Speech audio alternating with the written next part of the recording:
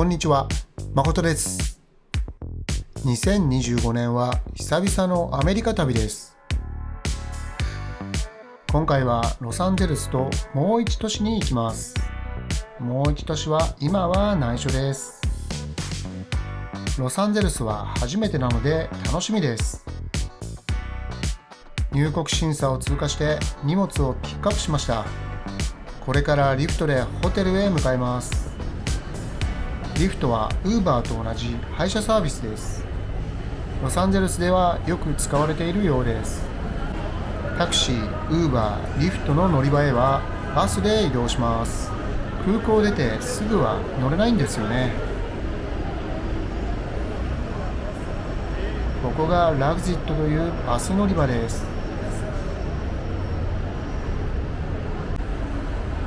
この長いバスに乗ります。だいたいバスは15分に1本ぐらい来るようです。車内はぎゅうぎゅうです。だいたい5分から10分ほど乗ります。ここが Uber やリフトの乗り場です。とても広い駐車場のようですね。到着しました。リフトは右ですね。リフトを呼びます。2、3分程度で割とすぐにマッチングします。乗車しました。今回はハリウッドのホテルに宿泊します。ロサンゼルスのマップです。私は観光スポットの位置関係が分かりませんでした。来たことがないとなかなか分からないですよね。ホテルがあるハリウッドは空港からこの位置です。ロサンゼルス市は東京23区の約2倍の大きさです。なので意外と広いんですよね。空港からハリウッドまでは1時間くらいだと思います。費用は幅がありますが、だいたい60ドルから120ドルくらいだと思います。今回の旅行ではいろんなことが分かりました。詳しくは別動画でお伝えできればと思います。到着しました。ローズハリウッドホテルです。以前マイアミでローズに泊まったことがあるのと立地の良さで選びました。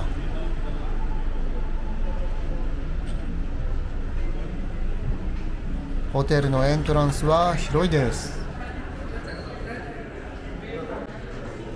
ロビーの横にバーがありますね。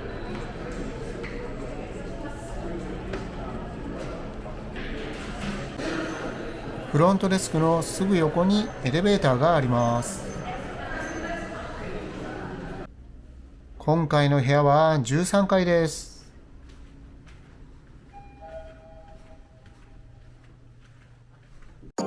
さあ、部屋の中に入ってみましょう。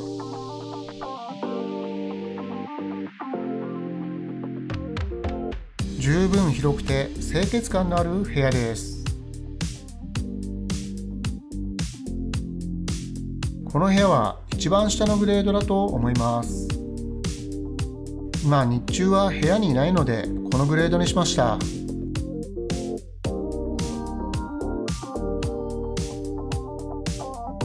ハリウッドサインが右の建物に隠れているビューです。窓は開かないです。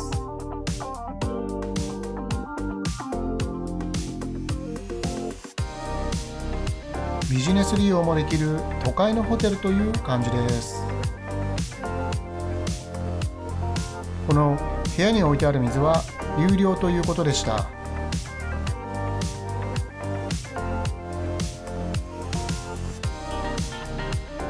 コーヒーメーカーとゲスト向けの観光本があります。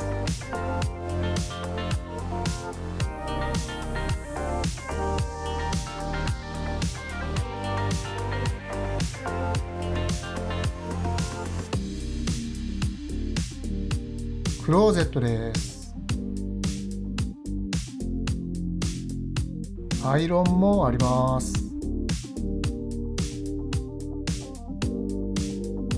一定時間経つとライトが消える仕組みのようです。ハンガーは割と多いですね。傘がありますね。そしてセーフティーボックスです。浴室です。シンクは一つですが、洗面台が広いです。トイレの奥がシャワールームです。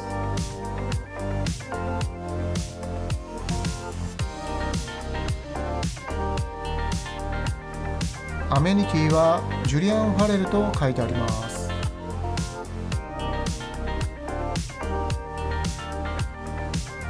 シャワーは壁に固定のタイプです。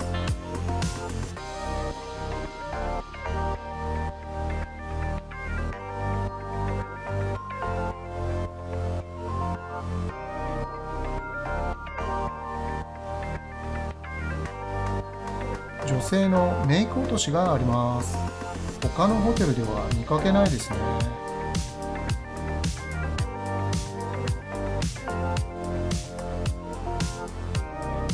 それではこれから出かけます。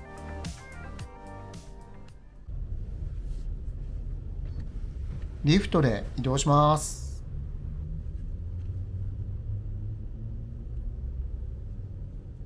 まずはビバリーヒルズです。だいたい20分ぐらいですね。ビバリーヒルズサインがある公園に到着です。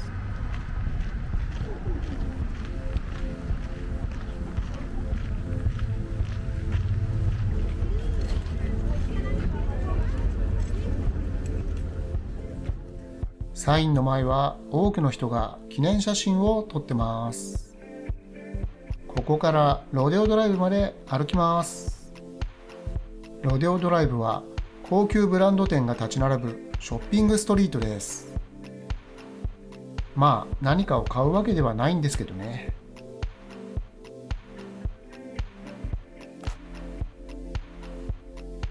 ロデオドライブに着きました。ニースにもあったゴリラのオブジェですね。街並みが綺麗です。女性にとっては憧れのショッピングストリートかもしれませんね。グッチの建物の上のフロアはカフェですかね。有名な交差点に来ました。ロデオドライブといったらここですよね。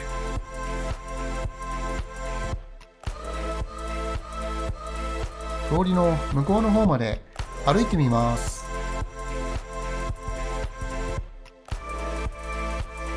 思ったより人はいないですね。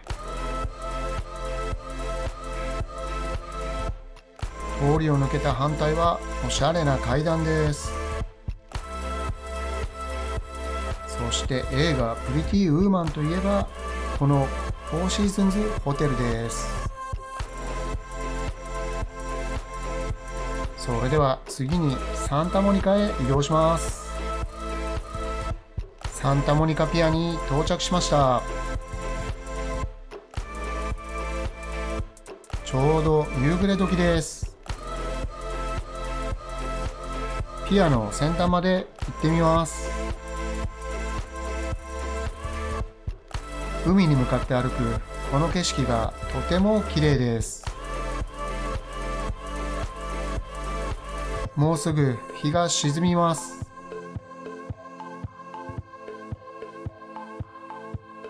ピアにはレストランやいろんなショップがあります。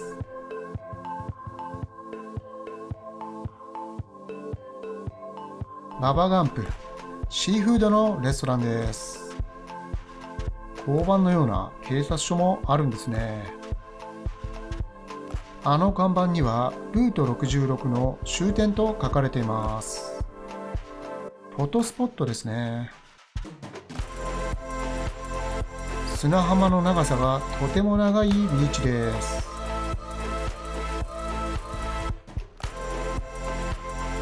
ちょっとした遊園地もあります。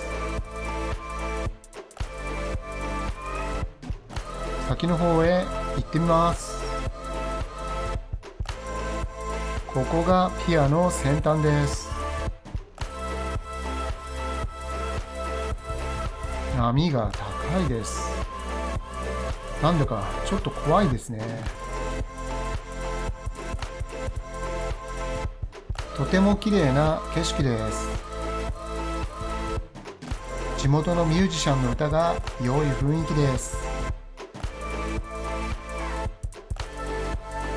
夕日が沈みそうです。せっかくなのでビーチへ行ってみます。ビーチには歩道があるので歩きやすいです。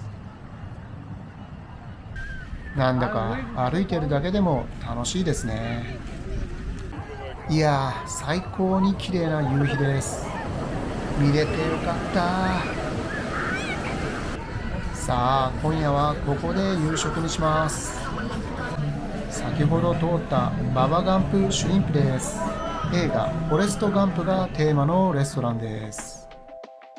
歴史がありそうなテーブルと椅子です。木のぬくもりが感じられていいですね。店内は楽しそうでアメリカって感じの雰囲気です。メニューです。味が濃そうだけど美味しそうですね。いつも通り私はビール、奥さんはカクテルです。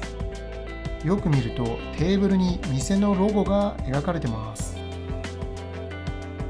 これは店員さんを呼ぶためのプレートです。呼び止めたいときはこの赤いプレートにします。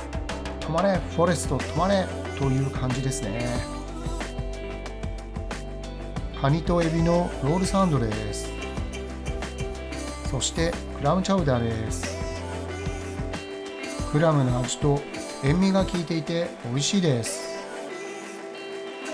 ロールサンドはガーリック味のパンがサクサクです。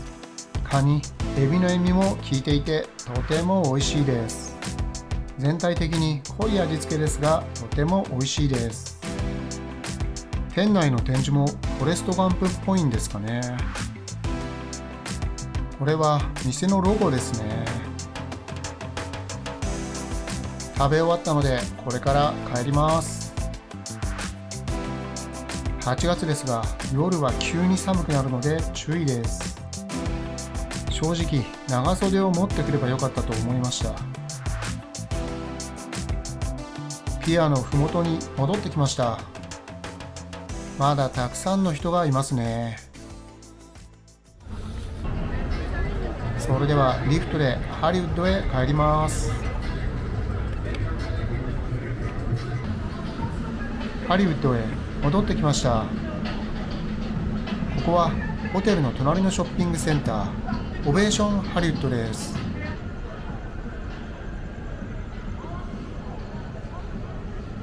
まだ明るいですね。建物は中庭を囲うように円形になってます。ハリウッド大通りの方へ来ました。まだまだ人が多いです。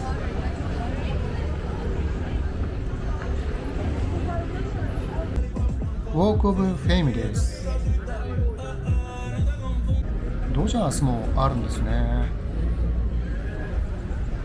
チャイニーズシアターに来ました。夜だけど工事の音がうるさいな。有名人の手形がたくさんあります。それではいくつか紹介します。映画サウンド・オブ・ミュージックのジュリー・アンドリュースです。若い人だとちょっと馴染みがないかもしれませんね。これはマット・デイモンです。ウィル・スミスです。インディペンデンスで見ましたね。そしてジョージ・クルーニー、オーシャンズ・イレブンですかね。ジョージ・ルーカスとスティーブン・スピルバーグです。そして x ジャパンの YOSHIKI です。チャイニーズシアターに手形があるなんてやっぱりすごいですね。最後はマイケル・ジャクソンです。これは亡くなった後に家族が靴と手袋でつけたものです。散策ついでの最後にお土産屋さんに来ました。ララランドという店です。映画のタイトルと同じですね。とても広いです。これはバットマンのフィギュアですね。多分ターミネーターかな。エルビス・プレスリーですね。さすがはハリウッドのお土産屋さんという感じです。ハリウッドはまだ賑やかですが、今夜はホテルに帰ります。疲れたけど楽しい一日でした。明日はもっとロサンゼルスを楽しみます。